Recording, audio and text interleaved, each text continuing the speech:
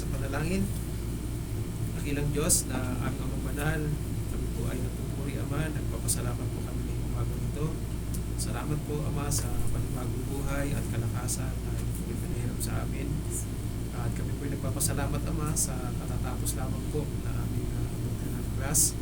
Salamat po sa mga panibagong karunungan na inyo po ibinigay sa amin. At sa oras na ito, Ama, kami po ay lumalapit sa inyo ng mayroong kababaan ng puso, sapagkat ito po yung pinakamahalaga, pinaka-importanting parte po ng aming programa ngayong umaga. Ito yung aming po pananamba. Ito naman po ang mga bitbit namin, Ama, sa aming mga puso at isipan. Ito po ay aming sinusuko sa inyo at binigyan po kami ng tawad sa aming po mga kalikuan. Binisin niyo po, Ama, ang aming mga puso at isip sa anumang po mga pagkakasala na aming nagawa. Mahalaga po, Ama, na bago kami lumapit sa inyo ay aming po isuko ang aming mga sarili sa inyo, sapagkat magiging hadlang po ito, Ama, sa aming pagsamba kung ang aming po mga sarili ay hindi po namin inilapit sa inyo. Kaya linisin niyo po, Ama, ang aming mga puso at isipan sa anumang pagkakasala na aming po nagawa. At hiling ko po, Ama, at hiling po namin ang patuloy na presensya ng kapangyarihan po ng Banal na Espiritu sa aming pagsamba. And we're praying, Panginoon, na kami po ay sasamahan niyo, at nang sa ganon, sa lahat po ng aming gagawin ngayong umagang ito ay kayo lamang po ang aming mapurihan. Ganon din po sa mensahe na inyo pong ibibigay sa amin mamaya lamang, ay tulungan niyo kami na aming pong maintindihan, aming pong ma-discern yung mensahe na gusto niyo pong iparating sa amin. At salamat, Ama, sapagkat meron kami ganitong privilege na kami po ay makapanambahan sa inyo sa Espiritu at katotohanan. At nawa sa oras na ito, Ama, kami po ay inyong samahan. Kung sa ganun, Ama, ay maging kaaya-aya po, maging katanggap-tanggap ang aming pong pagsamba na ito. Salamat po, Ama, sa umagang ito. Tunay kayo lamang po ang patuloy na madakila at may taas sa aming po mga buhay, at kayo lamang po ang aming focus ngayong umagang ito. Kaya kami po narito sapagkat gusto namin kayo lamang po ang aming maitaas sa aming po mga buhay. Salamat po sa umagang ito na ibinigay nyo, at muli po namin ipinabalik ang lahat ng pagpuri at pasasalamat sa dakilang pangalan ng aming Panginoong Yesus. Amen. Amen. Tayo po'y mag-awitan. Are you joy? Amen. Sayang wala si Sis Joy. Holy, holy. Amen. On the first verse, everybody sing. Holy, holy, holy, Lord God Almighty.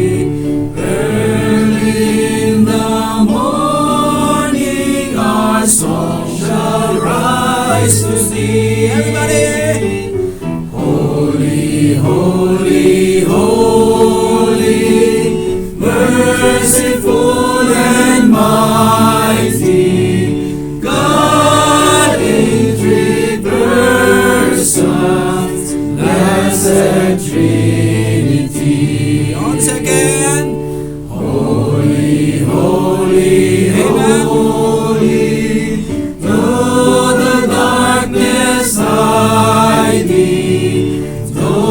the eye of sinful man thy glory may not see. Singing on.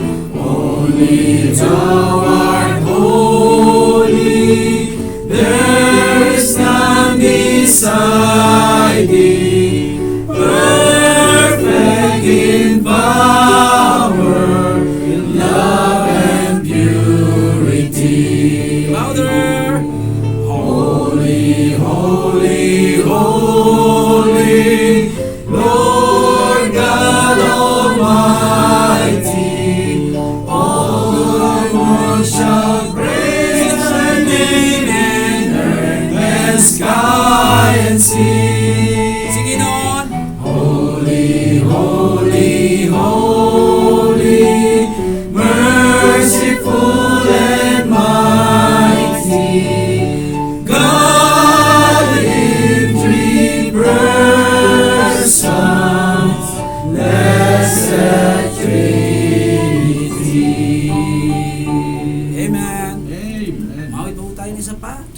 the glory. Amen.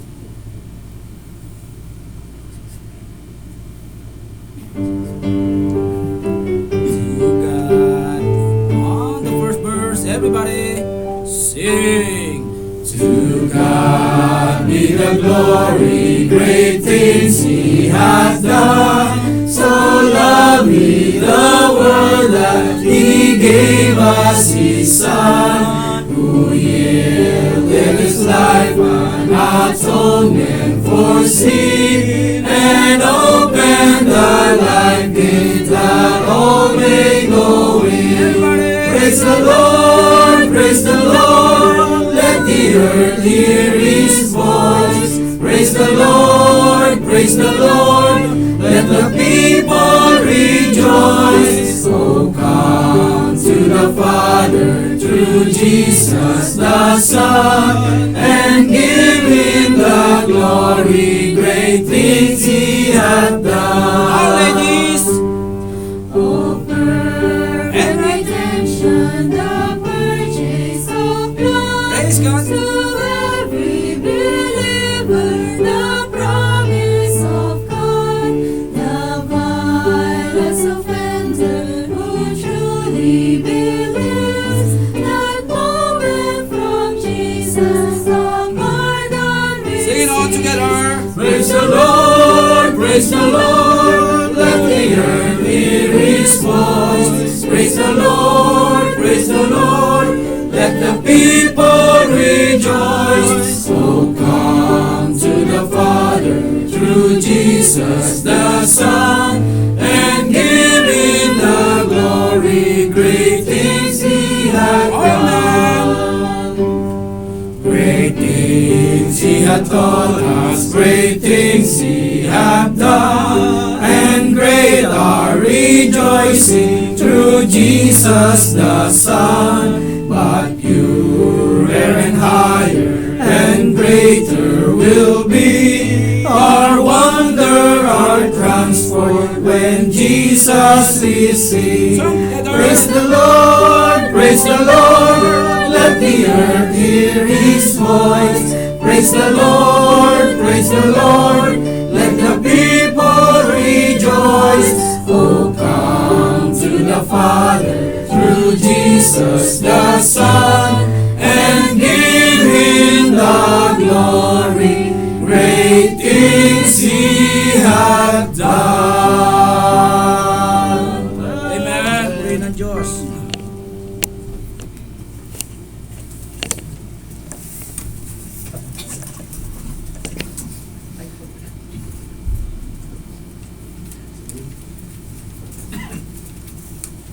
Sorry po. Brother Noel kasi. May nangyari po bang violent? Amen. Maraming po salamat sa Panginoon. Amen.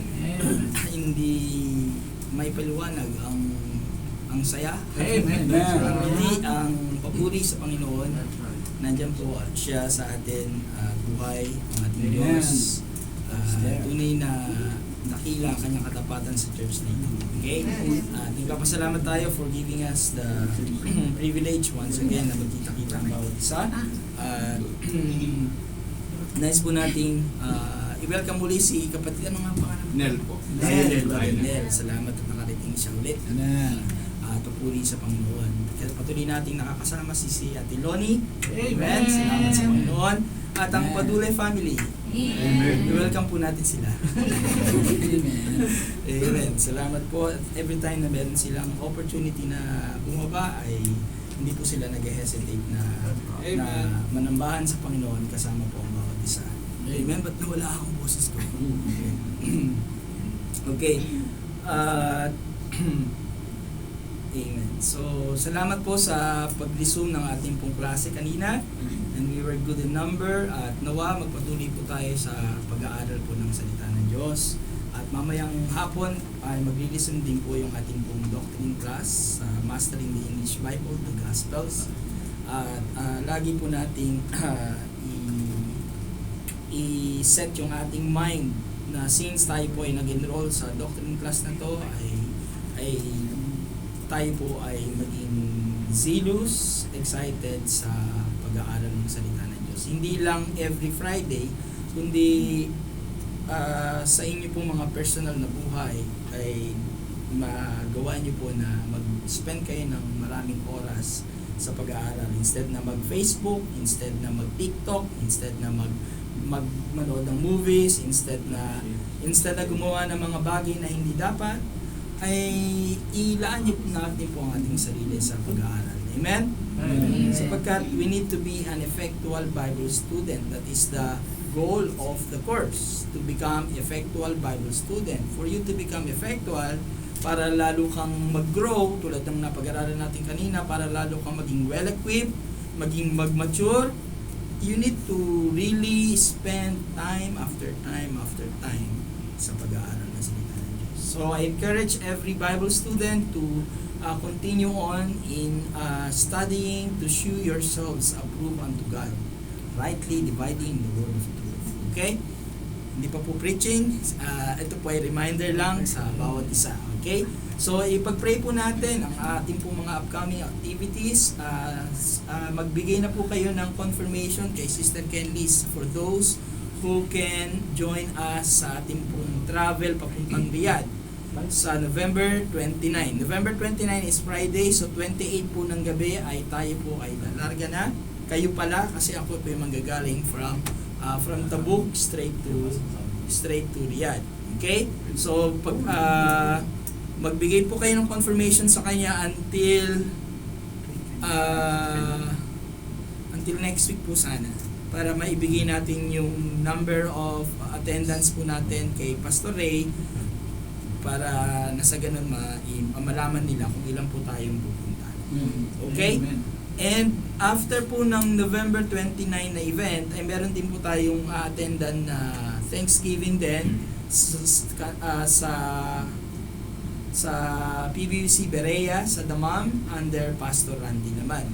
So pag-uusapan po namin nila Preacher Edwin yung po kung sino po yung pwedeng sumama in the expense of the church, at kung ilan yung pwedeng sumama. Kasi kailangan po mag-plane, hindi po tayo magbabaylan. Ang magbabaylan lang po ay sa Riyadh, pero sa Damam hindi rin maganda na dalawang sunod na magbalan. And speaking of travel, hindi po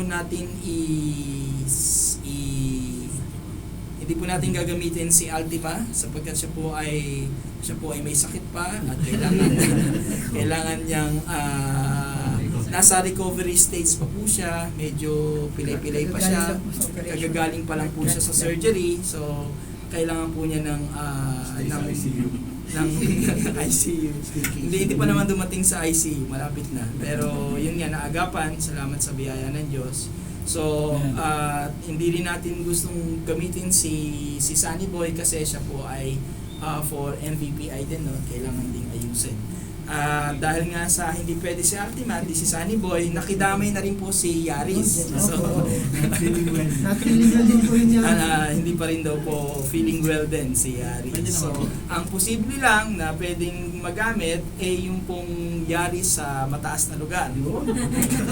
Yun. Yung po ay kung ipapagamit po niya. Okay? So, posible na magre-rent po tayo ng van, isang van at saka isang Yaris. Okay? Yun po ay depende doon sa mga gustong sumama. Okay? Doon sa ating mga bisita, kung gusto niyo pong sumama, wala pong problema. Para ma-bless din kayo, makakita kayo ng ibang church, hindi yung dito lang kayo nakaka-attend. Makapag-fellowship din kayo sa ibang church kung saan nagtuturo ng tamang doktrina, tamang paniniwala. Makapag-fellowship tayo doon sa mga kapatiran, doon po sa Riyadh. Amen? Maganda pong experience yan. Ito po yung magpapa-encourage sa bawat isa. Hindi yung tayo-tayo na lang ang nagkakakita. Okay? So, and kalimutan ko, sasabihin ko. Sige lang. Kalimutan ko. Tungkol pa rin dun sa travel. Lugar.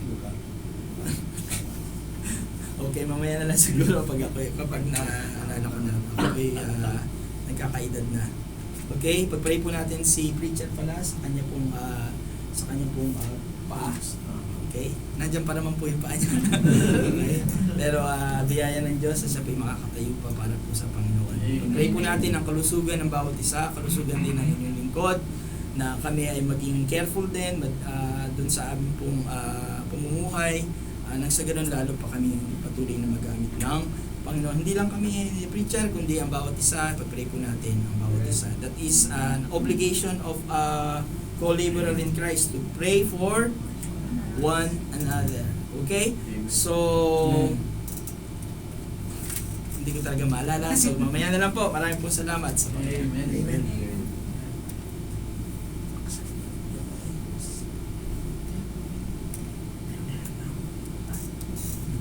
Amen.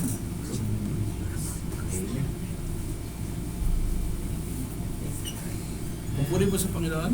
Amen.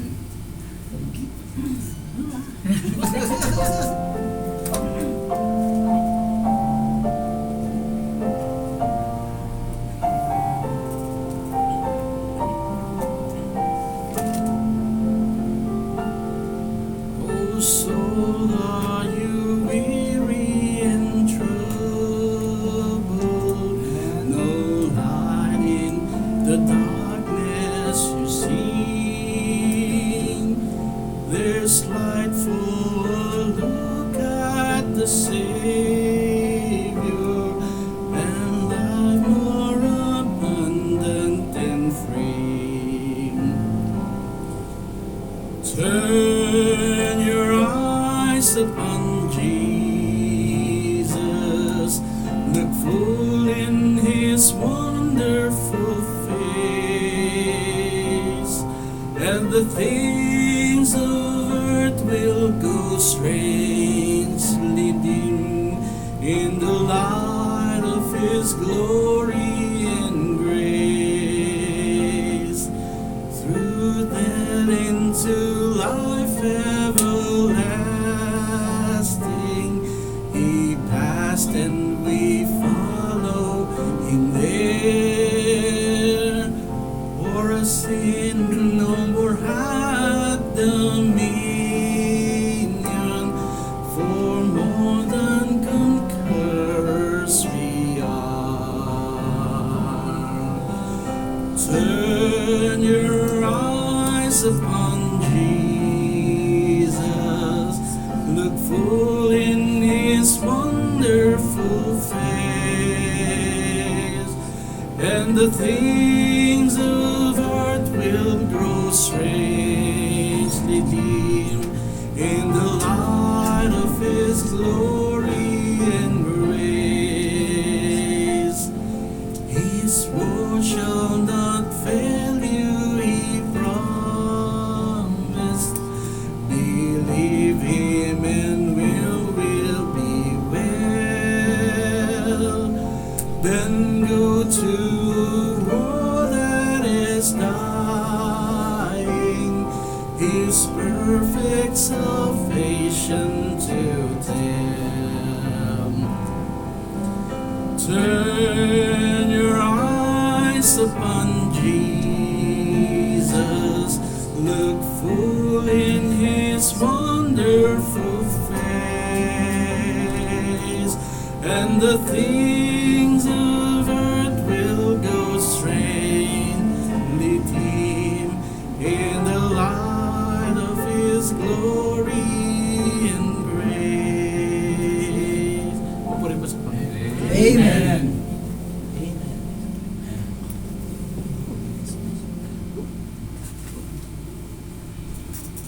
Amen.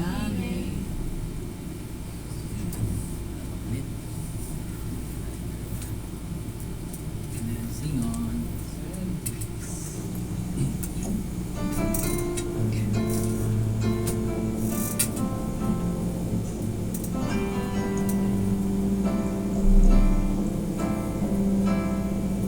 Amen. Sing this praise so sweet behind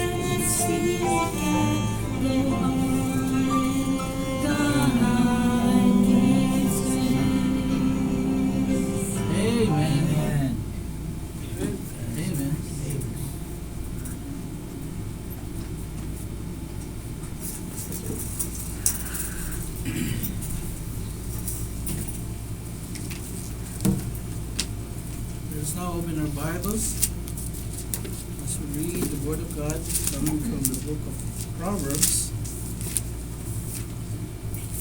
Proverbs 19. Let's open our Bibles. Chapter 19.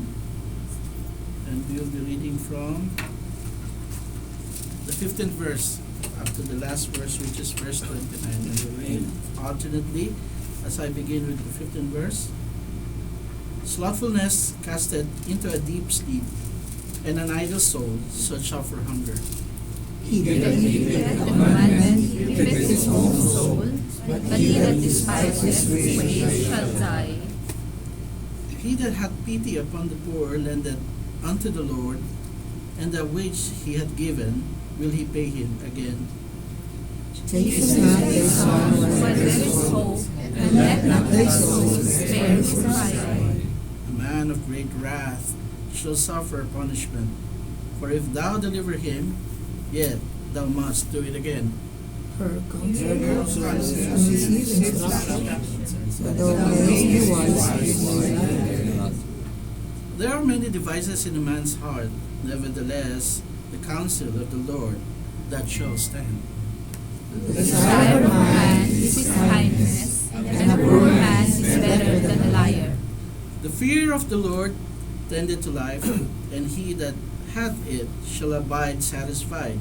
He shall not be visited with evil. A slothful man hides his hand in his bosom, and will not so much reveal his bosom. Smite the scorner, and the sinful will beware, and reprove one that hath understanding, and he will understand knowledge. He that raises his father and chases away his mother is a son that causeth shame and bringeth reproach. Cease, my son, to hear the instruction that causeth to err from the words of knowledge. An ungodly witness scorneth judgment, and the mouth of the wicked devoureth iniquity. Everyone, judgments Judgments are are prepared for scorners. and strife for the back of fools. The word of the Lord. Amen.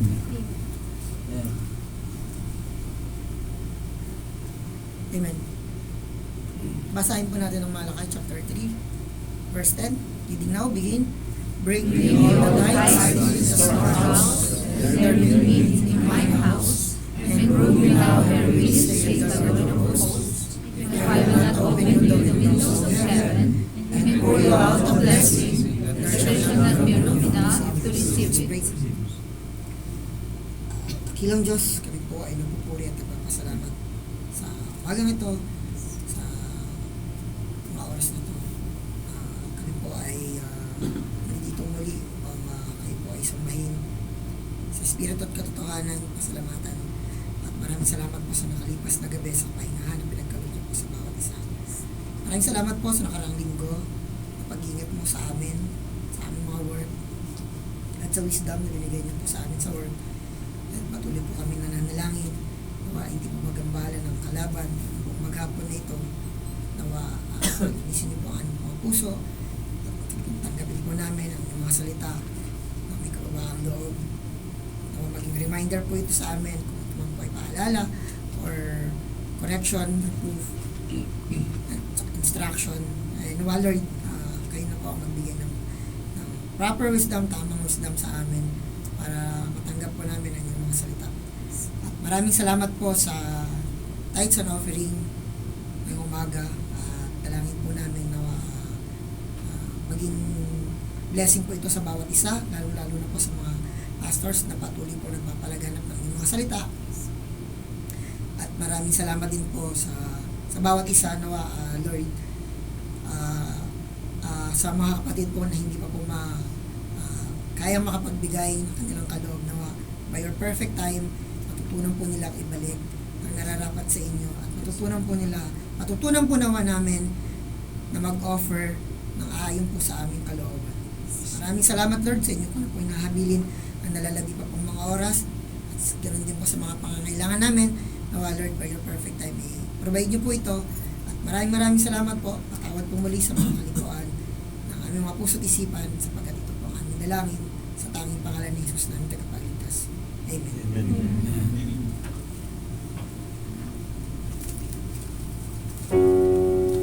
Praise God from whom all blessings flow. Praise Him, all creatures here below. Praise Him above, ye heavenly hosts. Praise Father, Son, and Holy Ghost. Praise God from whom all blessings flow. Praise Him, all creatures here below. Praise Him above, ye heavenly hosts. Praise Father, Son, and Holy Ghost. Amen.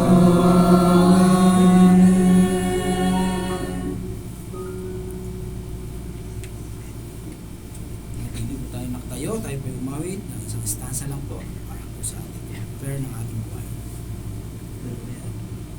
Second stanza, sorry.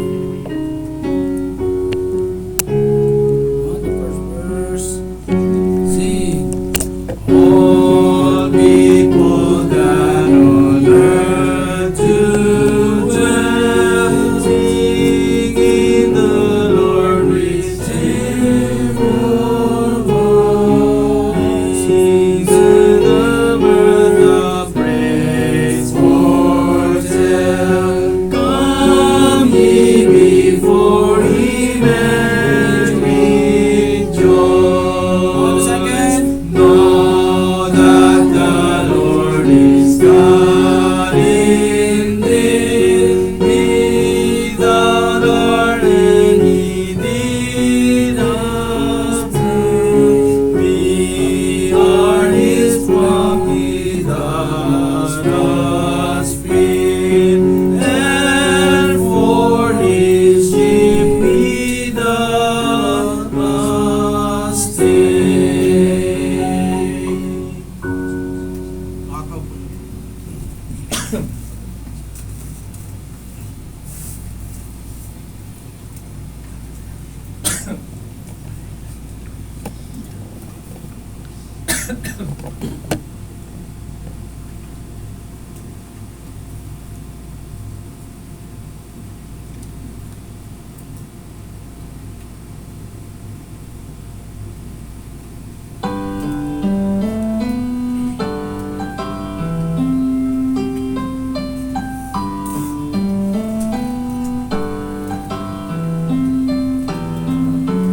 Those who know the Savior will gladly testify how God's word brought conviction the hour they met Christ.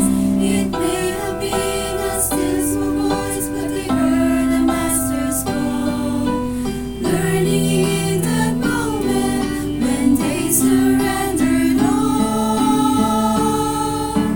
God's word changes lives. Its power cannot be denied. The lost find salvation. The foolish become wise. God's word changes lives.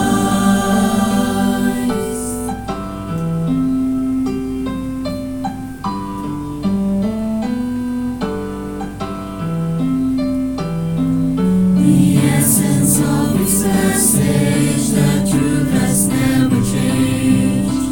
God so loved He gave His Son that sinners could be saved. And whether read or preached or sung, once it has been heard, the authority of Scripture will leave no heart unscared. God's word changes lives. Its power cannot find salvation, the foolish become wise. God's word changes lives. So Church of God, proclaim His truth till every soul has heard the power of the gospel in God's unchanging word, unchanging word. God's word changes lives. Its power cannot be denied. The lost find salvation, the foolish become wise. God's word changes lives. God's word changes lives. God's word changes lives. God's word changes lives.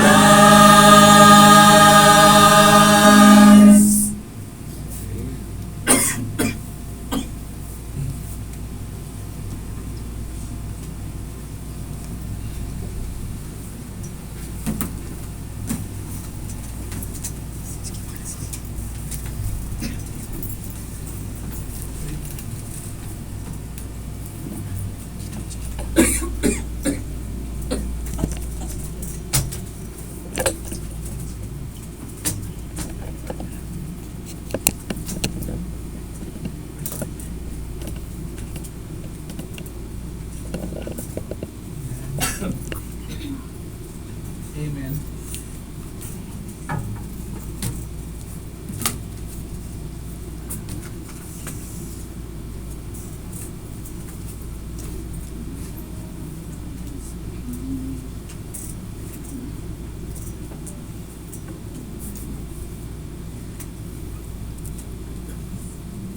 Okay, mapagpalang umaga po sa ating lahat. Isa pa tayo? Amen. Are we joy? Yes. Are we happy? Yes. Amen. Amen. So, tayo po mag-umpisa na. So, ihanda po natin ang ating mga puso't isipan. At tayo po dapat ay excited, no, na makinig ng mensahe ng ating Panginoon ngayong umaga. So, tayo po ay tumayong lahat at ating pong buksan yung ating mga Bible. Yan po sa book of Genesis, chapter 26, verse 15 hanggang 25. So siguro alternate tayo para maganda yung pagkakabasa. No? Genesis chapter 26, verse 15. No? Tapos sabay-sabay tayo doon sa verse 25. So sabi po diyan sa verse 15, for all the wells which his father's servant had digged in the days of Abraham his father, the Philistine had stopped them and filled them with earth. And Abimelech said unto Isaac, Go from us, for thou art much mightier than we. Verse 17, and Isaac departed thence and pit his tent in the valley of Gerar and dwelled there. And Isaac dug again the wells of water, which he had digged in the days of Abraham his father. For the Philistines had stopped them after the death of Abraham, and he called their names after the names by which his father had called. Verse 19, and Isaac's servants digged the valley and found there a well of spring water. And the earthmen of Gerar cried by Isaac's servant, saying, The water is ours. And he called the name of the well Esek, because it was strove with him. Verse 21, and they dig another well and strove for that also, and he called the name of it Sitna. And he removed from thence and digged another well, and for that they strove not. And he called the name of it Rehoboth. And he said, For now the Lord hath made room for us, and we shall be fruitful in the land. Verse 23, and he went up from thence to Beersheba, The Lord appeared unto him the same night and said, I am the God of Abraham, thy father. Fear not, for I am with thee, and will bless thee, and multiply thy seed for my servant Abraham's sake. Sabi-sabi tayo sa verse 25. And he builded an altar there, and called upon the name of the Lord, and pitched his tent there. And there sat servants of Yahweh. So tayo po manalangin. Dakilang Diyos na aming amang banal, muli kami po ay nagpupuri, nagpapasalamat po kami sa pagbasa po ng inyong mga salita ngayong umagang ito. Salamat po Ama sa mensahe na inyo pong inihanda para sa amin ngayong umagang ito. Nawa ito po ay aming namnamin at mangusap kayo Ama sa mensaheng ito upang amin pong makita, magkaroon kami ng self-examination, self-realization, at makita namin Ama yung aming spiritual na kondisyon. Nawa makakuha kami ng mga biblical principle patungkol po dito sa mensahe na inyo pong ibinigay sa amin ngayong umagang ito. At salamat sapagkat meron po kami kalayaan na magbasa at mag-aaral po ng inyong mga salita. At salamat din po Ama sa umagang ito. Ang inyong pong lingkod ay malapit na may kababaan ng puso. Nawa ang inyong biyaya at habag ang patuloy na pagmulos sa aking buhay. Banal na Espiritu po ang gumabay sa akin na maihayag po ang mensahe na maayos at maliwanag. Salamat po Ama sa umagang ito na ibinigay nyo at muli po namin ibinabalik ang lahat ng papuri at pasasalamat sa dakilang pangalan ng aming Panginoong Yesus. Amen. Amen. Amen. So tayo po makakaupo na. So kung naalala nyo po mga kapatid, last Friday evening, so napag-aralan po natin yung patungkol kay Abraham, no? Ang title ng mensahe ng ating Panginoon ay ano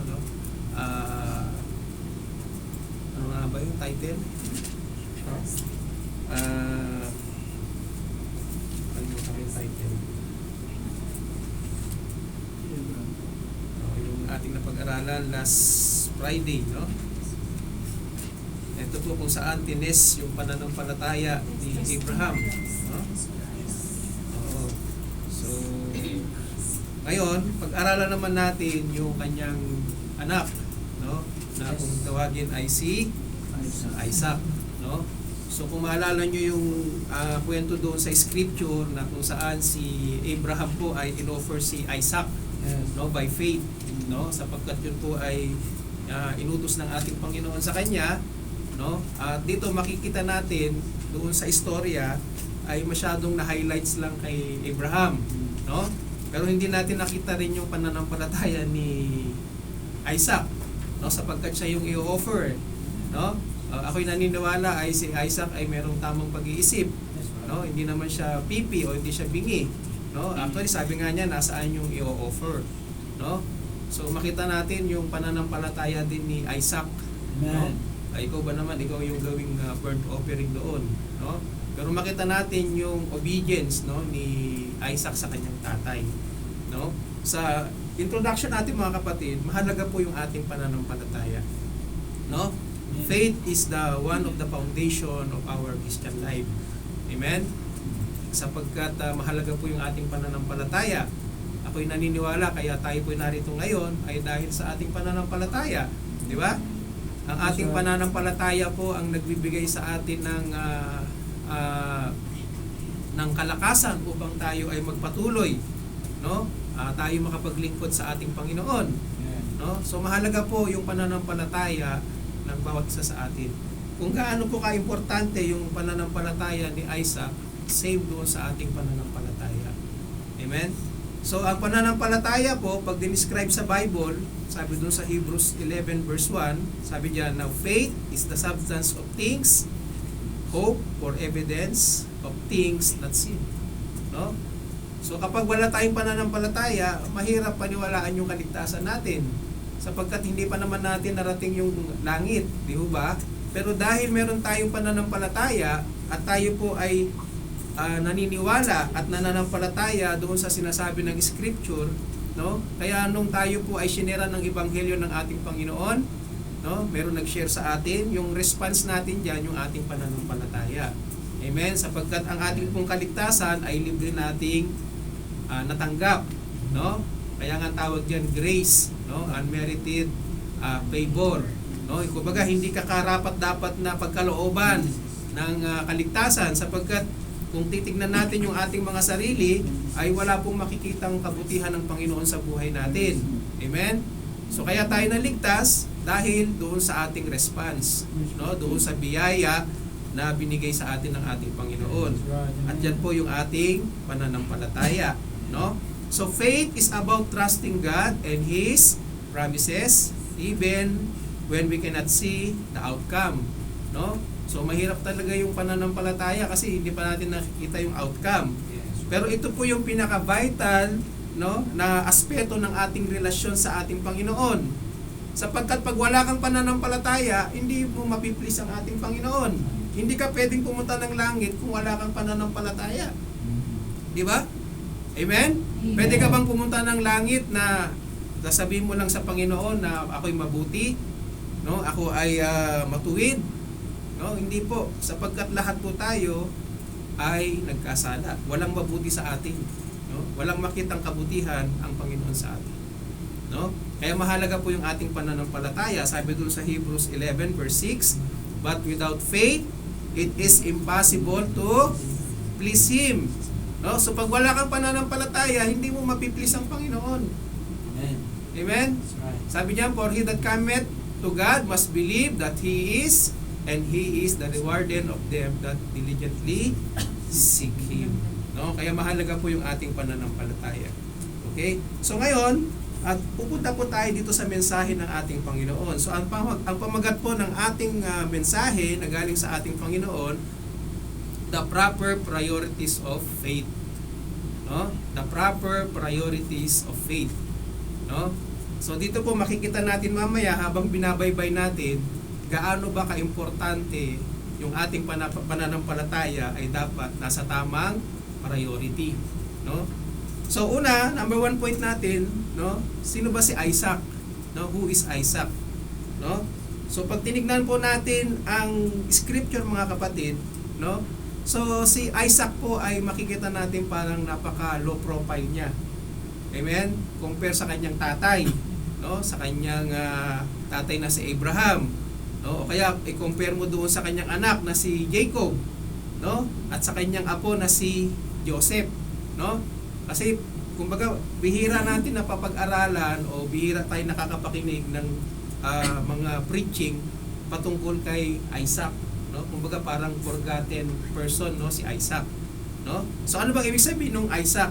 Isaac means laughter, no? Yes. Kaya minsan maraming mga nagpapangalan sa mga anak nilang lalaki Isaac kasi nung ipinanganak nakangiti, no? Hindi umiyak, no? So mapapansin natin mga kapatid, no? So masyadong prominent sila Abraham, si Jacob at saka si Joseph. Pero bihira na napag-aaralan yung patungkol kay Isaac, no? Pero tandaan natin mga kapatid, si Isaac po ang pinaka-importanting essential link doon sa covenant ng Israel. Because he was called the promised son o the promised son of covenant. No? Siguro kung hindi ipinanganak ang si Isaac, maaring hindi nagpatuloy, no, yung covenant ng ating Panginoon sa mga taga-Israel. Kaya mahalaga po ang buhay ni Isaac, no? So ano pa? So Isaac po is a typology of the Lord Jesus Christ in the Old Testament, no? Pag sinabi nating typology, yung anino, no? Kumbaga yung mangyayari sa ating Panginoon, no? So nagkuha lang po ako sa scripture ng 3, pero actually marami, no? So anong mga typology ni Isaac patungkol sa ating Panginoon Kristo? Sa anong pamamaraan, no? So letter A, yung kanyang miraculous birth, no? Miraculous birth ni Isaac. Hindi nyo ba alam nung ipinanganak si Isaac, si Abraham po ay 101 years na? At ang kanyang nanay ay na si Sarah ay 90 years old. So sino mag-aakala na ang isang 90 years old ay manganganak pa? Applicable ba yun sa panahon natin? Ano sa palagay nyo? Imagine mo yung 90 years old na lola natin kung kaya pang manganak. Di ba? So si Isaac po is a miraculous birth, no? Bakit? Basahin po natin sa Galatians chapter 4 verse 28 to 29. No? So now we brethren, as Isaac are the children of promise, verse 29. No? But as he then was born after the flesh, persecuted him that was born after the Spirit. Even so it's now. No? So yung pong nagpe-persecute sa kanya diyan si Ismael. Kasi nung ipinanganak po si Isaac, medyo binata na po si Ismael eh. Siguro mga 14 years old ang edad. So mismo si Isaac po ay nakaranas ng persecution ng kanyang kapatid. No? Same sa ating Panginoong. Ang ating Panginoong Kristo po ay ipinanganak, no, conceived by the Holy Spirit. So si si Isaac, no, work din ng Holy Spirit for miracle in a miraculous way. No? So yan po yung una. Letter B, ano pa? Ano pa yung mga typology? No, the beloved son of his father. No? So kung titingnan po natin nung inoffer po ni Abraham yung kanyang anak doon sa Mount Moriah, ang sabi doon sa Genesis chapter 22 verse 2, and he said, take now thy son, thy only son Isaac, whom thou lovest, and get thee in the land of Moriah, and offer him for a burnt offering upon the mountains which I tell thee of. No? Begotten son, ibig sabihin nag-iisa. No? So ganun din ang ating Panginoon. Ang ating Panginoon Kristo po ay only begotten son ng ating God the Father. Sabi doon sa 2 Peter chapter 1 verse 17. No? Kailangan kasi makita natin yung ni Isaac, no, para mamaya makita natin, no, masabayan natin kung ano yung gustong iparating ng ating Panginoon sa atin. So sabi niya sa 2 Peter chapter 1 verse 17, and he received from God the Father honor and glory when there comes such a voice to him from the excellent glory, this is my beloved son in whom I am well pleased. So makita niyo yung typology, no, ni Isaac, no, at saka ng ating Panginoong Kristo. No? Ano pa? Panghuli, letter C. No? His sacrifice on the Mount of Moriah. No? So si Isaac po ay sinakripisyo, no? Bagamat hindi naman nangyari, pero doon siya inutusan ng ating Panginoon na dalhin ang kanyang beloved son na si Isaac sa Mount Moriah. No? At alam nyo ho ba, itong Mount of Moriah is the same mount kung saan na-crucify ang ating Panginoon. No? Hindi siya actually doon sa kung saan inoffer ni Abraham yung kanyang anak, kundi doon sa range ng mountain. Sabi doon sa John chapter 19 verse 16 and 17, no? And then delivered he him therefore unto them to be crucified, and they took Jesus and led him away. Verse 17, no? O sabi diyan, and he bearing his cross went from into a place called the place of a skull, no? So yung word pong Calvary, ang Latin po niyan ay Calvaria, no? Ang ibig sabihin po sa Hebrew ay Golgotha, no? Kaya makita nyo kung saan ipinako ang ating Panginoong Kristo, doon din sa mountain range na yon inoffer si Isaac, no? So yan po yung typology ng ni Isaac sa ating Panginoong Kristo. Actually marami po sa scripture, pero tatlo lang po yung aking kinuha, no? So number 2 point natin, tingnan natin yung background naman, no? Kung si Abraham po ay tinawag nating man of an altar sapagkat siya po yung pinakamaraming na build, no, na altar sa ating Panginoon na naka-record sa scripture. At ito naman si Isaac tinawag na man of well, no? Alam niyo ba yung well? No, yung balon, no? So siya yung pinakamaraming nahukay na balon, no? So titingnan natin mga kapatid, yung pong well ay napaka-importante during the time of Old Testament time. Bakit? Ito po yung ginagamit nila sa mga basic needs nila, di ba? Kasi syempre disyerto yan eh, di ba? So ang gagawin nila, maghuhukay sila ng balon o well, no? At yan din po kinukuha yung source, no, yung kanilang mga pananim, kung paano didiligan, yung iniinom ng kanilang mga hayop, no? Kaya ang well po mga kapatid, actually ang symbol po niyan sa Bible. So well is a symbol of God's blessing and God favor. Lalo na po nung Old Testament, no? Sabi nga nung isang psalmist na i-compare niya yung well doon sa Psalms 84 verse 5. Sabi doon, blessed is the man whose strength is in thee, in whose heart are the ways of them. Verse 6, who is passing through the valley of Baca, make it a well, the rain also filleth the pools. No? Kasi pwede kang maghukay ng balon, pero hindi ka makakasiguro na may tubig. Di ba? So kunyari si Ate Carla naghukay ng balon dito, wala siyang kasiguraduhan na paghukay niya, mayroong lalabas na tubig. No? So mahalaga yung well mga kapatid, sapagkat yan po yung nagsisimbolize, no, ng blessing ng ating Panginoon at yung favor, no? Ganun din kay Isaac, no? At sa New Testament po, ang ating Panginoon Kristo po ay na-compare, no, sa isang spring well water. Sabi doon sa John chapter 4 verse 14. No? Sabi diyan, but whosoever drinketh of the water that I shall give him shall never thirst. No? But the water that I shall give him shall be in him a well of water springing up into everlasting life. No? Kaya mahalaga po mga kapatid yung well, no? Sapagkat yung well po ay it speak of our trust, no, and confidence sa ating Panginoon.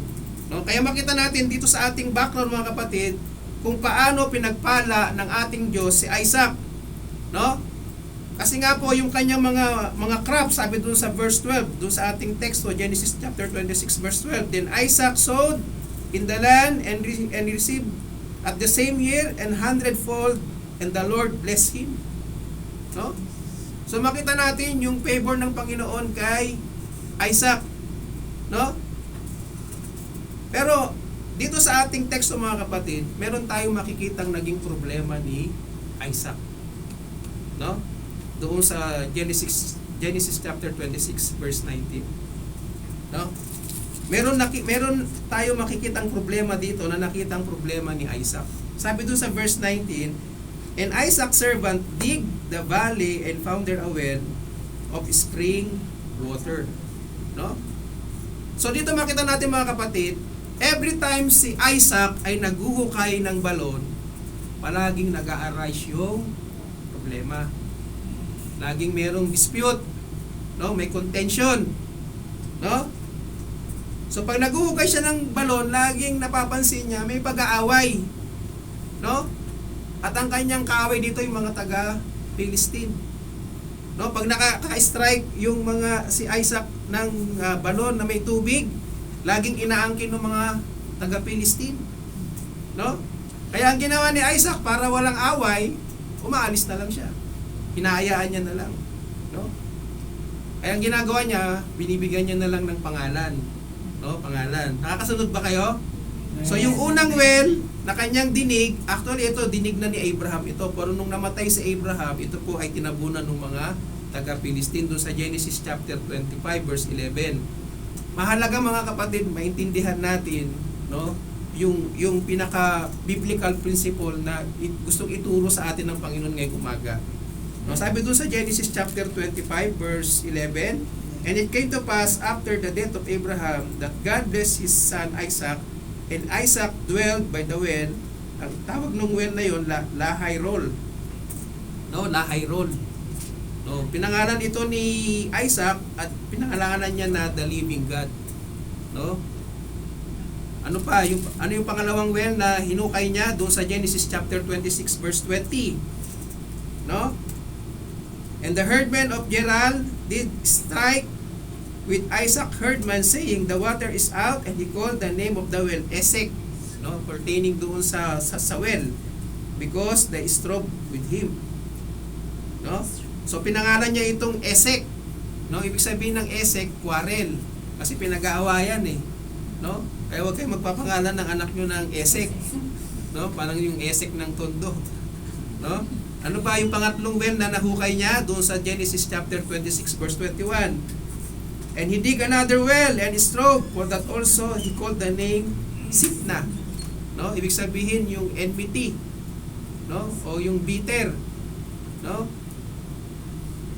At yung pang-apat na nadig niya doon sa verse 22, and he removed from thence and dig another well for the straw not, and he called the name of it Rehoboth.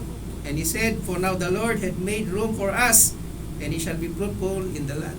So dito, medyo malayo-layo na kasi, so pinabayaan na siya. No, ang pangalan nung well na yon ay Broad Places. No, Broad Places. No? At yung panghuling dinig niya ay mababasa natin doon sa Genesis chapter 26 verse 23. No? Yung tinatawag na well of Beersheba. No? Ang ibig sabihin niyan, oath. No? So, yung background nito mga kapatid, ang tanong dito mga kapatid, yung pinag-aaralan natin, no? Ano ba yung problema dun sa balon ni Isaac? Ano yung problema dun sa mga well na nahuhukay ni Isaac? Bakit every time na naghuhukay si Isaac ng balon, no, nagiging contentious? Merong dispute, may pag-aaway. No, may problema. Kahit binili siya ng Panginoon, hindi niya mapakinabangan totally, hindi mo masabi talagang totally blessing. Bakit? Kasi kinukuha nung kaaway. No? Kaya kung titingnan natin mga kapatid, there is something wrong doon sa mga blessings na natatanggap ni Isaac.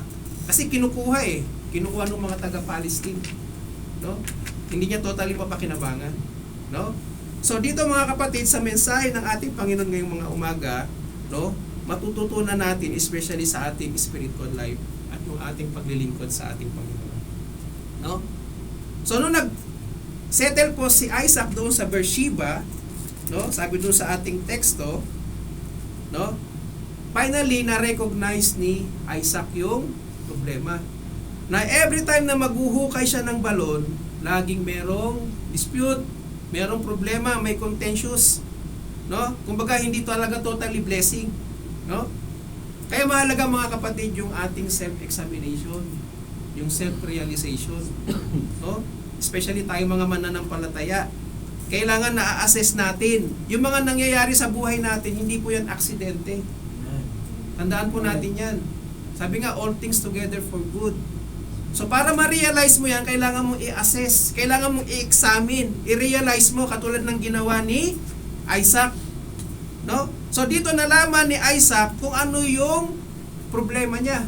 Na every time maghuhukay siya ng balon, no, kinukuha ng mga kaaway. No? At yan po ay nakita niya doon sa verse 25. No? Genesis chapter 26 verse 25. So sabi diyan sa ating doon sa teksto natin, and he builded an altar there and called upon the name of the Lord and pit his tent, and there's Isaac's servant dig a well. No? So yan, nakita na ni Isaac yung problema. No? Ano yung mga problema na yon? Kailangan niya pong set ng tamang priorities yung kanyang pananampalataya. Amen? Amen. Kasi nung una, hukay lang siya ng hukay ng balon. No? Pansinin niyo yung mga binasa nating text. Di ba?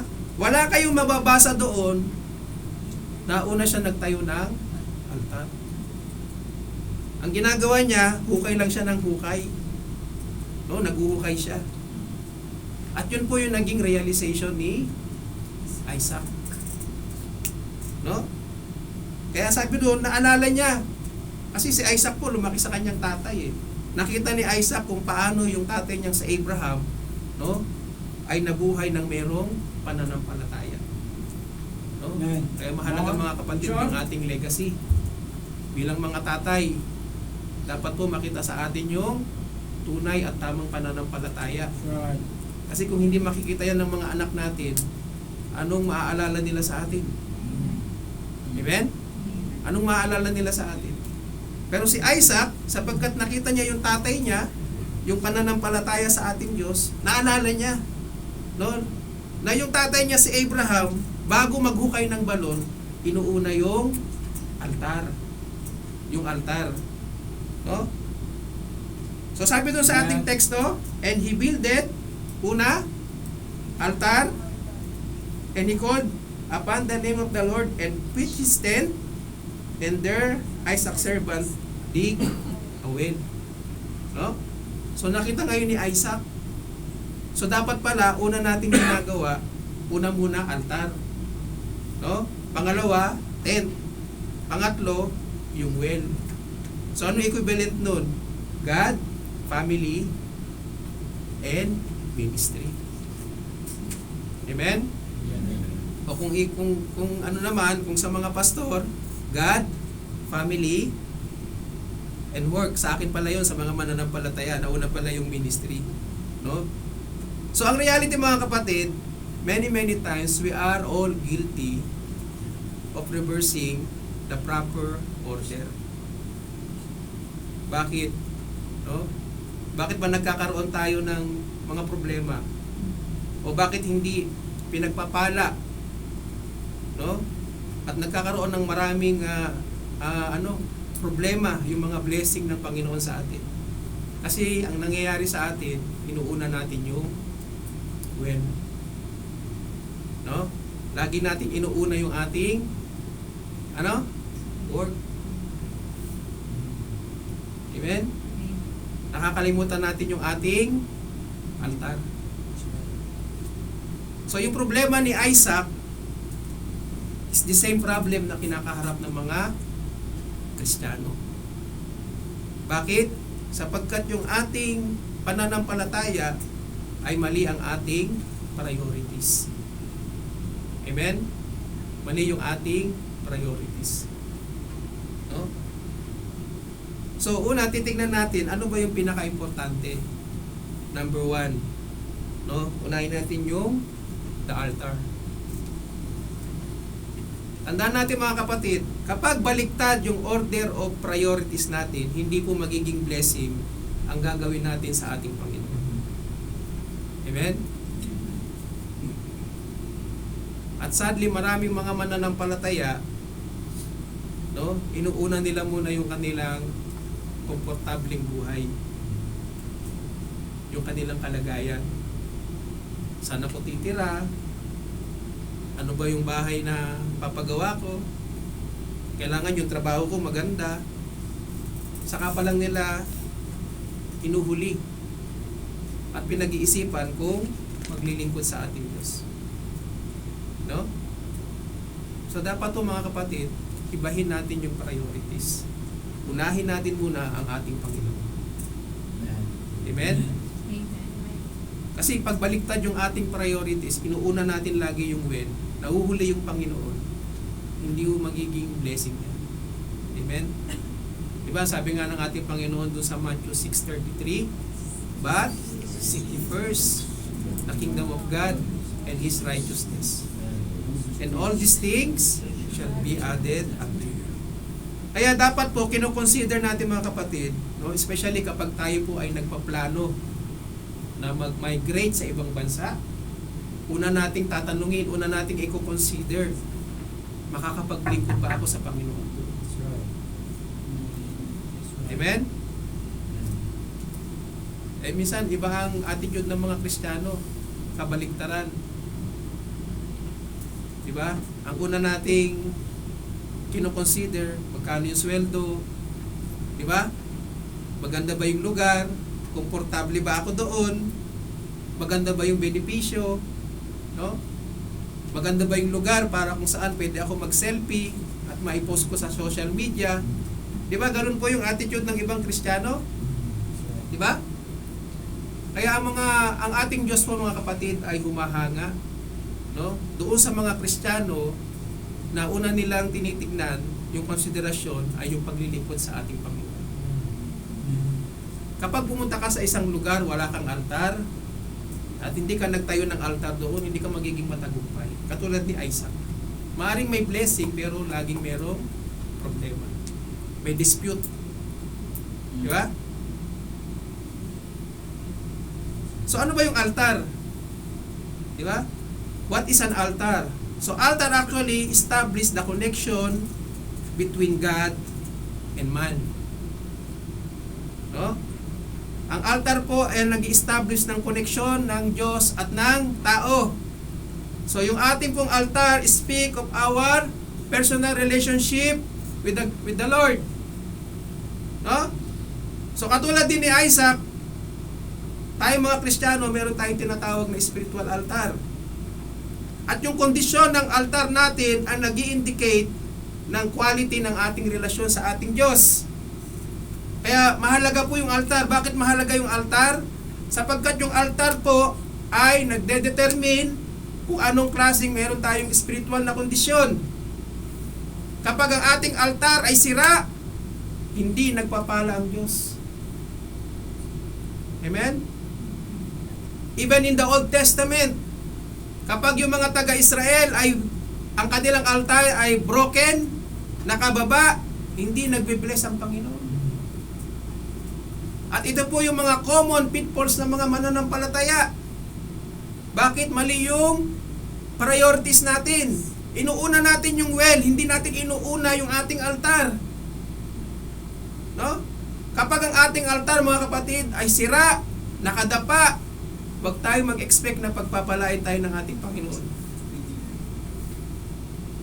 Ang ating altar po ay tumutukoy sa ating mga personal na devotion sa ating Diyos. Kamusta yung ating devotion sa ating Panginoon? Nakakapag-commune ba tayo ng personal sa ating Diyos? Kamusta yung ating mga personal prayer? No? Kaya kapag ang ating mga altar, mga kapatid, ay fragmented, wasak-wasak, durog-durog, broken down, makakaasa tayo, hindi tayo pagpapalain ng ating Panginoon. Ang sabi dun sa Psalm 66 verse 18,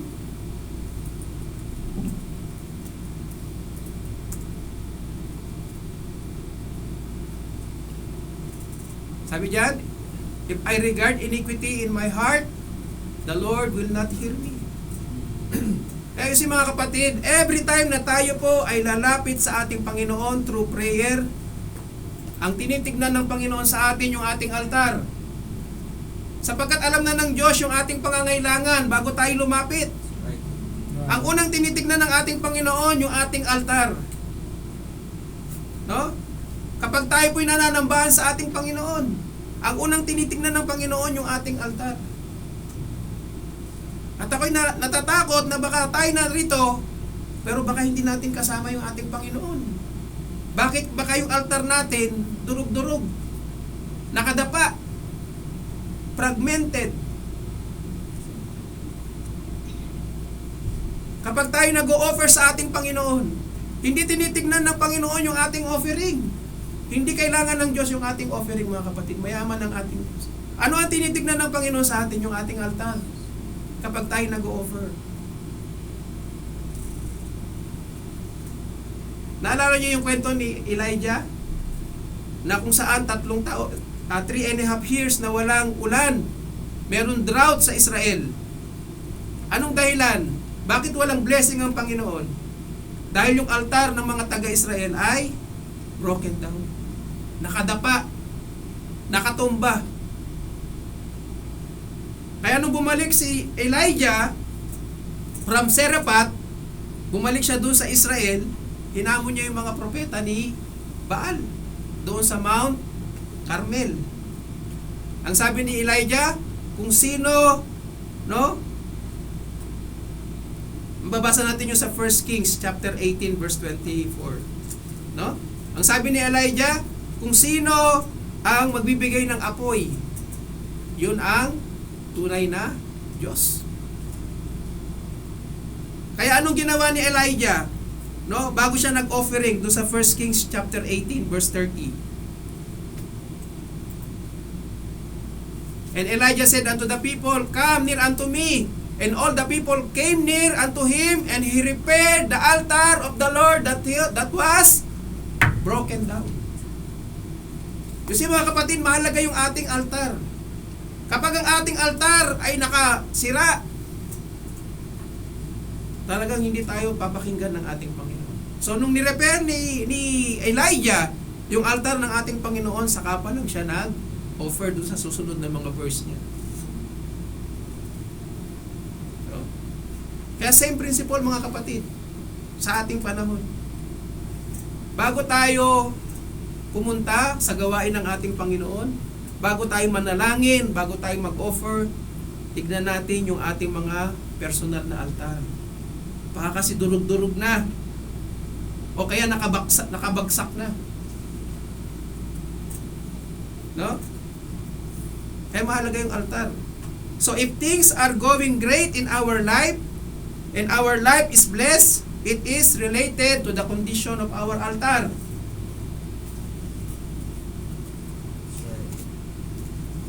Pero kapag ang buhay natin ay hindi maganda, marami tayong pinagdadaanan, ang una dapat nating titignan na konsiderasyon para i-search yung solusyon ay yung ating altar. Yung kondisyon ng ating altar. Kasi ang altar po natin ay nakadepende yan kung anong klaseng pamumuhay meron tayo.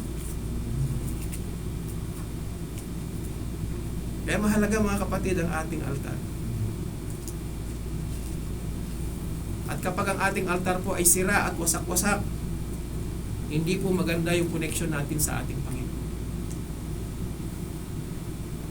So our success and failure bilang isang Kristiyano is related doon sa kondisyon ng ating mga altar. At ito po yung naging realization ni Isaac. Kaya ang tanong po sa ating ngayong umaga mga kapatid, kamusta yung ating mga altar? Kamusta yung ating mga personal altar sa ating Panginoon?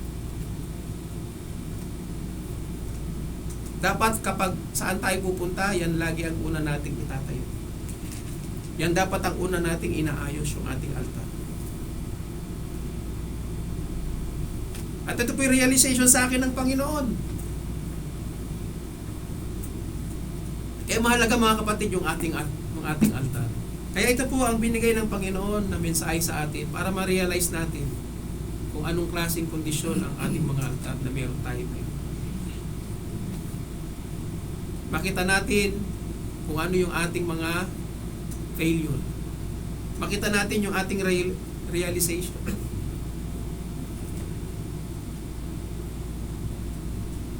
At hingin natin ang biyaya ng ating Panginoon para i-restore yung ating mga altar.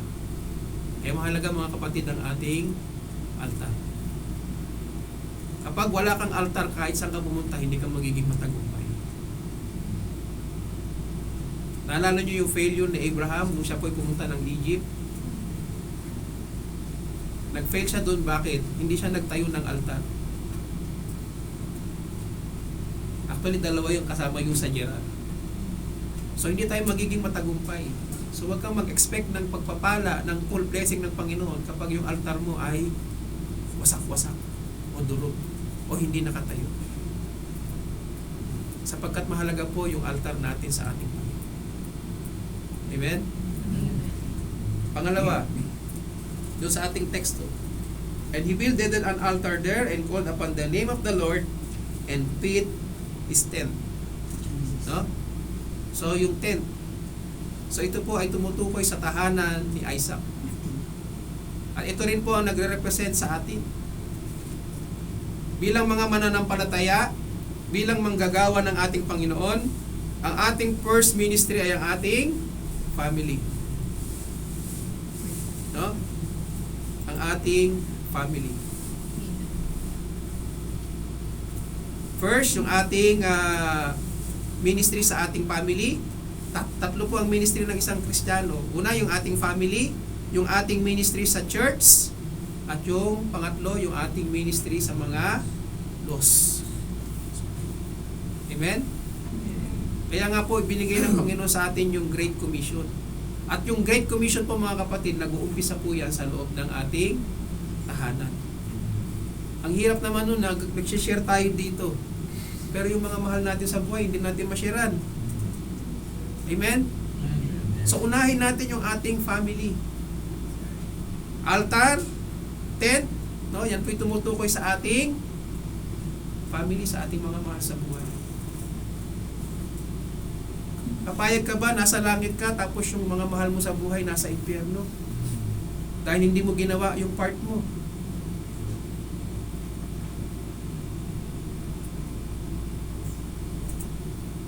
Sabi dun sa Acts chapter 1 verse 8, sabi diyan, but ye shall receive power after the Holy Ghost is come upon you, and ye shall be witnesses unto me both in Jerusalem, in all Judea, and Samaria, and unto uttermost part of the earth. Ibig sabihin ba yan? Literal yan, napupunta tayo ng Jerusalem? Hindi po. Ang Jerusalem po ay tumutukoy sa ating mga family. Yan po yung utos ng ating Panginoon. Unahin muna natin yung ating family. Jerusalem, katulad ng mga apostol, inunan nila yung kanilang tahanan, yung Jerusalem, yung pinaka-city, tsaka yung Judea, at tsaka yung Samaria.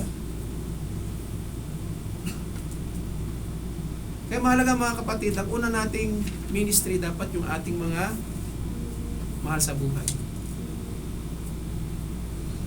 Parang sa akin po, halimbawa, ang hirap naman na nag-share ako ng ebanghelyo sa ibang tao, pero yung mga mahal ko sa buhay, hindi ko ma-sharean. Di ba? Ang hirap nun. Kaya pag may pagkakataon tayo, pag tayo nagbabakasyon, unahin natin na bahagian ng ebanghelyo yung ating mga mahal sa buhay. Unahin natin yung ating family. Kung may anak ka, yung anak, yung nanay, yung tatay. Ano yung mga kapatid, ang pinakamagandang regalo na may bibigay natin sa pamilya natin ay ang salita ng ating Panginoon. Kapag ito po ang naging pundasyon ng ating pamilya, no? Magiging maganda po ang kanilang buhay. No? Ano mo yung talino, nag-graduate ka nga yung anak mo nga nag-graduate ng Ateneo. Ang itunuro naman ng mundo puro intelligence. At pansinin yung mga nasa politics, ang tatalino pero mga korap. Bakit? Mali yung kanilang pundasyon. Sabi nga ng ating Panginoon, walang yung ating intelligence ayan po ay kamangmangan sa harapan ng ating Diyos. Foolishness. Di bali yung ating mga anak ay hindi matatalino pero yung kanilang pundasyon yung salita ng Panginoon. Di ba? Pag hindi natin na-share niya, sino ang susunod sa ating mga henerasyon? Kapag ang iniwan mong legacy sa anak mo ay hindi maganda, paano magpapatuloy yung ating pamilya? Di ba? Paano magpapatuloy yung mga anak natin? Kaya unahin natin mga kapatid yung ating pamilya. Ang hilap na nakikipaglaban tayo sa front battle, pero yung home court natin ay kakaramling. No? Kaya sa lahat ng mga mananampalataya, ang ating first ministry, ang ating pamilya. No? So i-share natin yung ebanghelyo ng ating Panginoon. Kasi tayo yung magiging instrumento upang sila po ay i-pull out, no? Upang sila ay hindi mapahamak. Sabi dun sa Jude chapter 1 verse 21.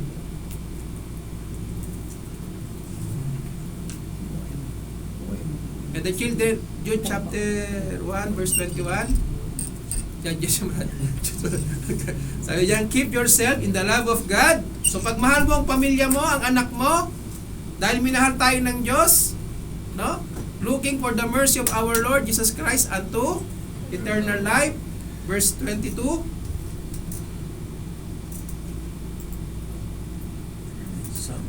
Sabi diyan, no, and have some compassion, making a difference. Bakit? Para dun sa verse 23. And others save with fear, pulling them out of the fire. Tayo yung maghihila sa kanila, instrumento tayo para hindi sila mapunta ng impyerno.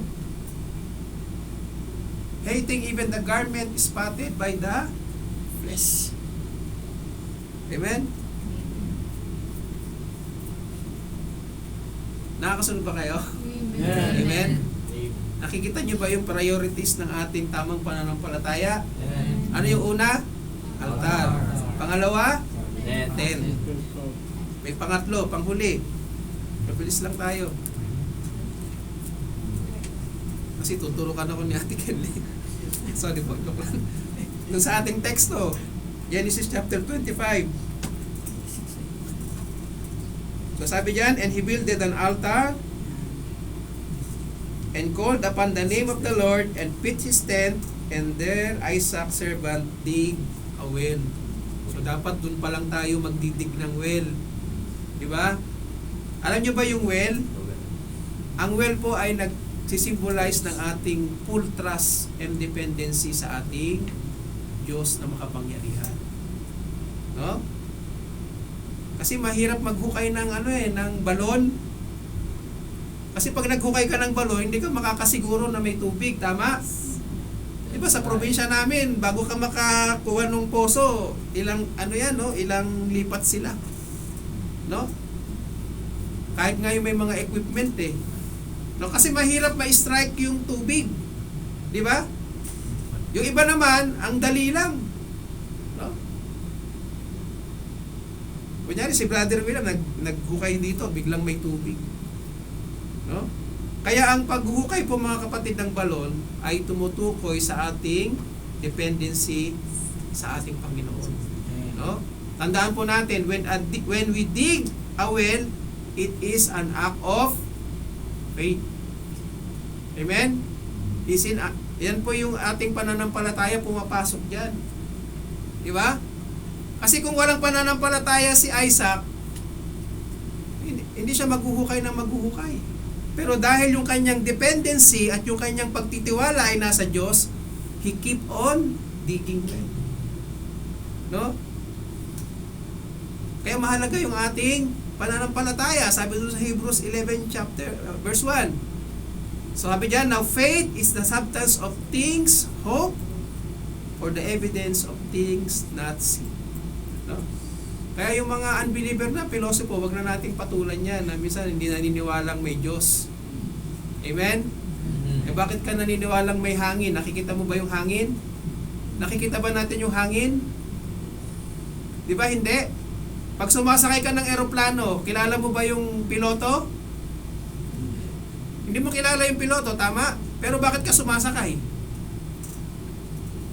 Ibig sabihin yung meron kang tiwala doon sa piloto. No? Pero sadly, maraming Kristiyano, nag-iiba yung kanilang priorities. Imbis na magdepende sa ating Diyos, nagdidepende doon sa ibinigay ng Diyos. Naging baliktad. So yung dependency natin minsan, nakapokus doon sa ating trabaho. Doon sa kung meron ka. Nagdidepende tayo sa ating talino, sa ating sariling lakas, sa ating talino.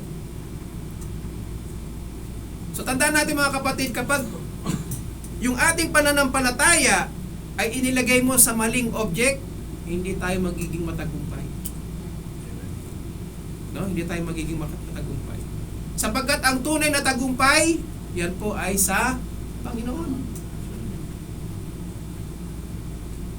Minsan umaandar yung pride natin sa ating mga katawan.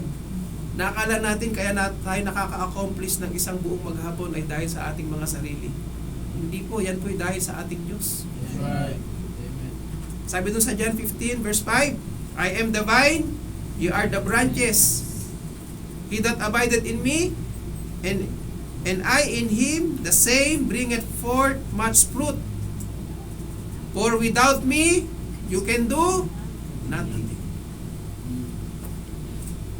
Kaya pag wala ang ating Diyos mga kapatid, wala yung ating altar, hindi natin inuna yung ating altar, wala tayong kwenta. Kahit anong hirap, anong gawin nating pagsisikap. No?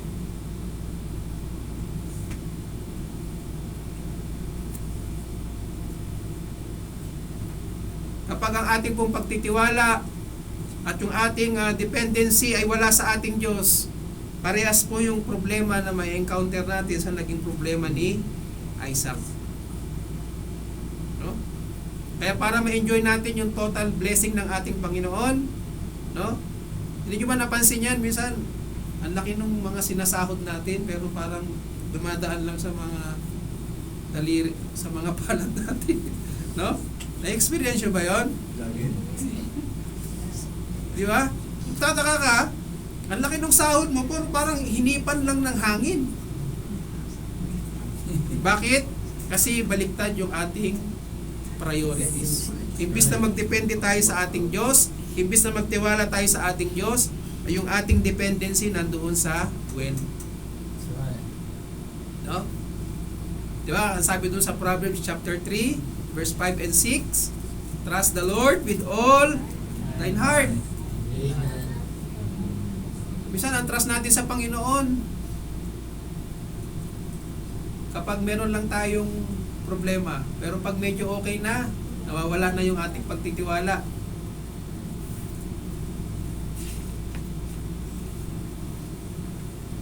And lean not to your own understanding, in all thy ways acknowledge Him, and He shall direct thy path. Alam niyo kung bakit si Isaac po ay patuloy na nagdidig ng well? Sapagkat yung pong kanyang pagtitiwala, yung object ng kanyang pananampalataya at pagtitiwala ay nandoon sa ating Panginoon. No? Kaya kung babasahin po natin yung Genesis chapter 26, verse 1, sabi diyan, and there was a famine in the land beside the first famine that was in the days of Abraham. And Isaac went unto Abimelech, king of Philistine, unto Gerar. And the Lord appeared unto him, and he said, go not down into Egypt, dwell in the land which I shall tell thee of. No? Verse 3, sojourn in the land, and I will be with thee, and I will bless thee, for unto thee and unto thy seed I will give all these countries. I will perform the oath which I swear unto Abraham thy father, and I will make thy seed multiply as the stars of heaven, and I will give unto thee the seeds of these countries, and all the seed shall of the nation of the earth be blessed. Alam nyo kung bakit? Tandaan nyo po, nung si Isaac po, no, ay nag-dwell doon sa Gerar, meron pong famine. Pero dahil yung kanyang pagtitiwala, yung kanyang dependency sa ating Panginoon ay naroon, hindi siya nagpunta ng Egypt, sumunod siya sa ating Panginoon. Kaya anong ginawa ng ating Panginoon sa kanya? Sabi doon sa mga binasa natin, pinagpala si Isaac. Sabi nga ng Bible, mas mayaman pa si Isaac kaysa sa kanyang tatay. No? Bakit? Sapagkat yung pagtitiwala at dependency ni Isaac ay nandoon sa ating Panginoon. Buong buo. No? Buong buo. Kaya mga kapatid, huwag tayo magtiwala doon sa ating mga source. Ang pagtiwalaan natin yung main source. Yung nagbigay, yung nag-provide. No? Ganon din po sa ating ministry, mga kapatid. No? Para tayo naghuhukay ng balon dyan. So nilagay tayo ng ating Panginoon dito sa Jeddah. Hindi natin alam kung meron tayong makukuwang tubig. Di ba? Meron bang maliligtas dito? Meron ba tayong madi-disciple? Meron ba tayong matitrain? Di ba? Pero kapag hindi ka naghukay, hindi lalabas yung tubig. Hindi naman pwedeng lumabas lang basta yung tubig. Di ba? Ang isa mga kapatid, yung principle, no? Ang tagumpay po ng gawain ng ating Panginoon ay nakadepende sa ating pagtitiwala sa ating Diyos. Hindi doon sa ating galing. Ang tagumpay ng ministry ng ating Panginoon hindi dahil magagaling tayo. Ang tagumpay ng ministry ng ating Panginoon yung ating dependency, yung ating pananampalataya sa ating Diyos. Sapagkat siya po ang may-ari. Siya ang founder ng iglesia ng Panginoon. Hindi tayo. No? Kaya huwag tayo magyabang sa Panginoon na pag umalis tayo dito, kala natin mapipilay natin ang gawain ng Panginoon. Hindi po. Ang gawain ng Panginoon magpapatuloy. No? Kung umalis man tayo dito, meron at merong ipapalit ang Panginoon sa atin. Bakit? Sapagkat ang gawain ng Panginoon ay gawain ng Panginoon. Amen? So sa ating conclusion, no? So ano po ang ating natutunan sa mensahe ng ating Diyos ngayong umaga? No? Ano ba yung natutunan natin doon sa buhay ni Isaac? No? So upang tayo po maging matagumpay, at patuloy tayong pagpalain ng Diyos, no? Ilagay po natin sa tamang priorities yung ating pananampalataya. No? Unahin natin yung ating altar, pangalawa yung ating tent, pangatlo yung well. No? Sapagkat magpapatuloy po tayo sa ating Panginoon, sapagkat diyan po nakadepende yung ating pagtitiwala. No? So katulad ni Isaac, magiging matagumpay po tayo kapag ating pong ibinigay ng buong buo yung ating pagtitiwala at ating dependency sa ating Panginoon. Amen? So yan po ang mensahe ng ating Panginoon ngayong umaga. Nawa lahat po tayo ay nahamon. Na-realize natin kung ano yung ating mga pagkukulang. No? At salamat po sa mensahe ng ating Panginoon. Ako po personally, marami po ako naging realization, no, dito sa mensahe ng ating Panginoon. No? So tayo po tumayong lahat at tayo po ay magtatapos sa panalangin.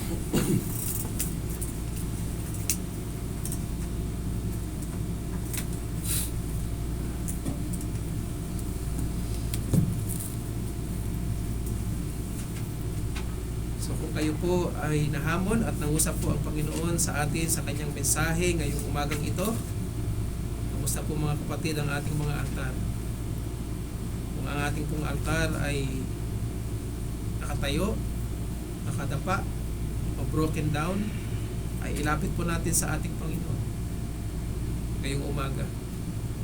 Ating pong ipanalangin at ating pong iluhod at kausapin natin ang ating Panginoon upang tayo po'y tulungan na i-repair, i-restore yung ating altar.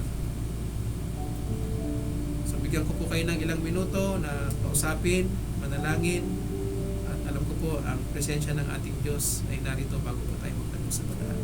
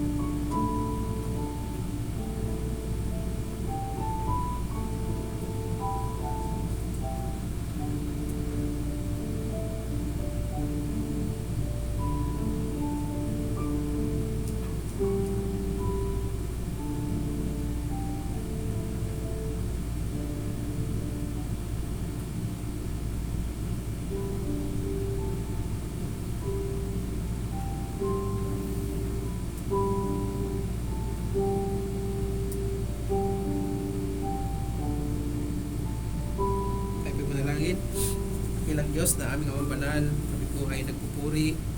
Nagpapasalamat po kami, Ama, sa umagang ito, sa mensahe niyo po ibinigay sa amin. At tunay, Ama, nagkaroon kami ng realization. Nakita po namin yung aming mga espiritual na kondisyon. At nakita namin, Ama, yung mensahe na gusto niyo po parating sa amin. Salamat po, Ama, sa mensaheng ito na ibinigay niyo sa amin. Salamat po sa buhay ni Isaac, kung inyo pong ginamit. Nawa, Ama, ito pong aming napakinggan sa inyo ay hindi lamang namin napakinggan. Nawa, ito po'y manatili sa aming mga puso at ma-apply po namin ito sa aming mga buhay. Nakita namin, Ama, kung gaano kahalaga yung aming altar. Yung aming pong relasyon sa inyo ay napaka-importante. Kapag ang aming pong mga altar ay sira, nakadapa, alam po namin, Ama, na hindi maganda yung aming connection sa inyo. Kaya po salamat, Ama, sa umagang ito.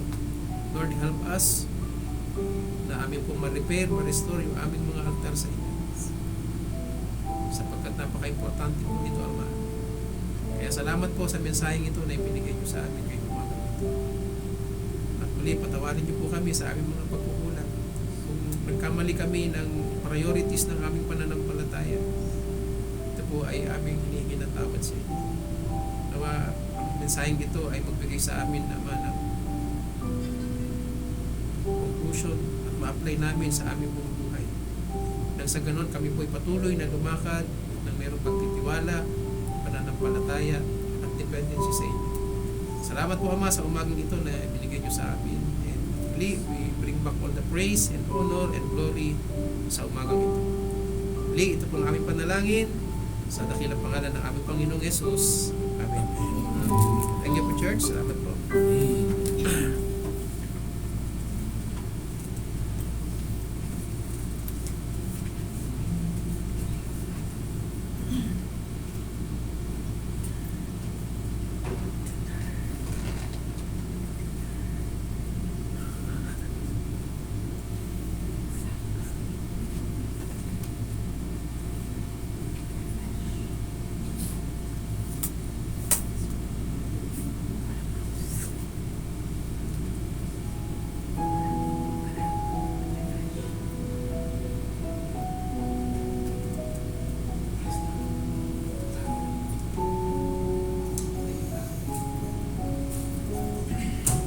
Amen. God-bless po ba ang lahat? Amen. Salamat po sa mensahe ng Panginoon. Tayo po idadako na sa ating close congregation.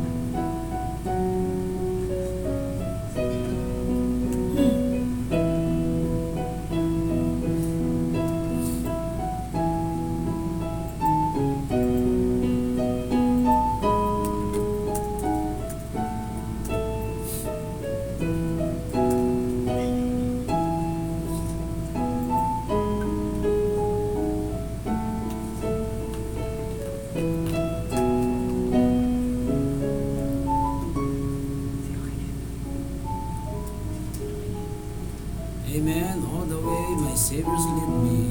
On the third verse, mawitin po natin ito para sa Panginoon.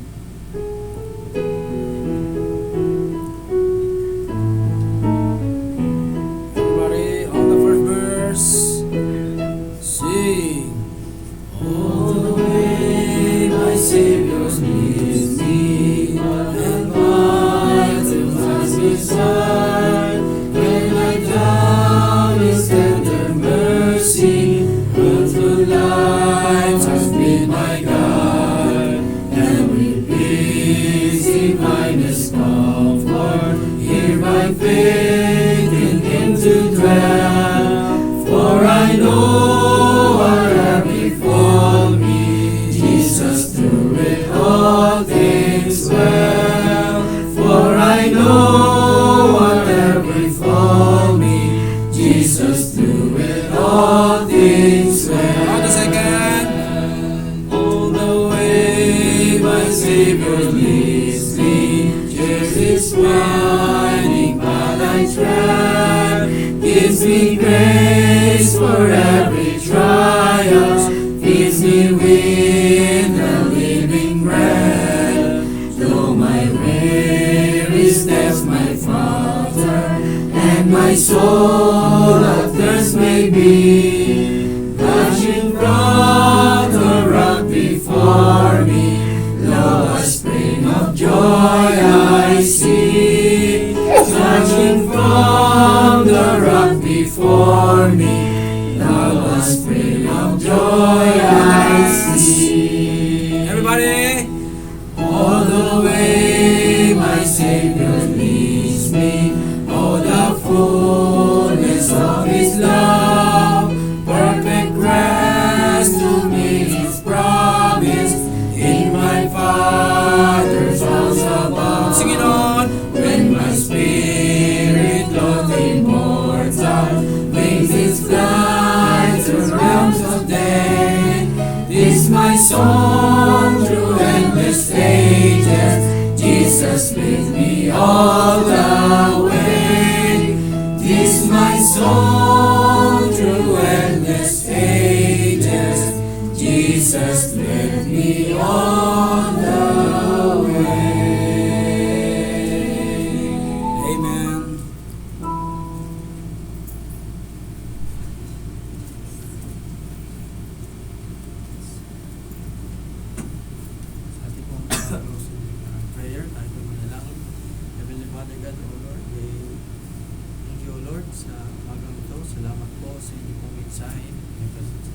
Salamat po sa patuloy na pagpapaalala sa amin, kahalagahan kung saan ay unahin namin ang aming altar, nangangahulugan na relasyon sa inyo, Panginoon, na dapat namin i-priority sa aming buhay above all else. Dahil alam po namin, Panginoon, na without you, we can do nothing. At wala pong ibang wala pong ibang nilalang ang may kakayahang magbigay ng goodness maliban po sa inyo, Panginoon. At kung kami po ay mahihiwalay, masisira ang altar, alam po namin na kahit namin ay mawawala rin po kami at mahihiwalay kami sa biyaya niyo. Ganun din, salamat po sa pagpapatuloy na pinaalala niyo po sa amin na secondly, kailangan po namin priority. Pangalawa, ang aming tent, saan ang aming pamilya, ang aming sambahayan, kung saan kailangan po namin i-build ito according to your words at i-apply ang inyong mga salita at patuloy na pangalagaan at protektahan laban sa mga principalities at sistema ng mundo kung saan hindi maayon sa inyong pong salita. And then, salamat po sa pangatlong paalala niyo sa amin kung saan matapos ang dalawang yun ay i-build namin ang aming well, ang aming balon, kung saan lahat po ng aming pagtatrabahuhan ay dapat ay inasangguni po namin sa inyo at ipagkatiwala na ito ay magkakaroon ng katubunan at katagumpayan sa tulong po ng biyaya. Lord, salamat po sa mga aral na ito at nawaw, hindi lang po namin itong head knowledge because ito po ay manahan sa aming puso. Patuloy na magamit po namin ito para po sa inyo. Kapurihan, Panginoon, lalo-lalo na po sa aming mga magulang na nagtataguyod ng pamilya. Salamat din po patuloy sa mga kalakasan na pinagkakaroon po sa amin na kami po ay nakakadalo sa